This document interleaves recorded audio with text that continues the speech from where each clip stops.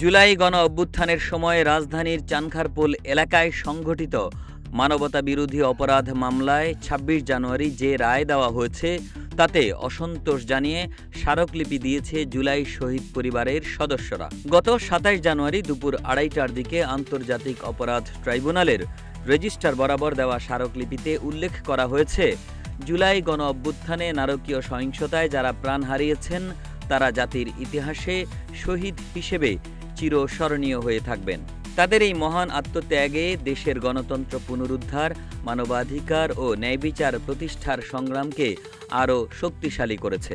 কিন্তু আন্তর্জাতিক অপরাধ ট্রাইব্যুনাল জুলাই গণ অভ্যুত্থানে চানখারপুল এলাকায় সংঘটিত মানবতাবিরোধী অপরাধের বিচারে যে রায় দিয়েছেন তা শহীদ পরিবারগুলো গভীর উদ্বেগ ও হতাশার সঙ্গে দেখছে।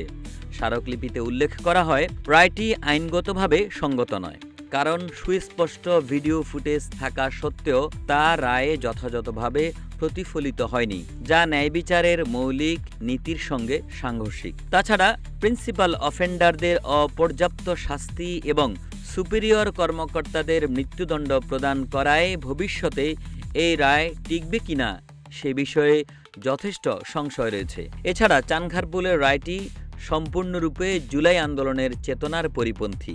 এর ফলে ১,৪০০ শহীদ পরিবারের সদস্যরা চরমভাবে মর্মাহত ও মানসিকভাবে বিপর্যস্ত হয়েছেন।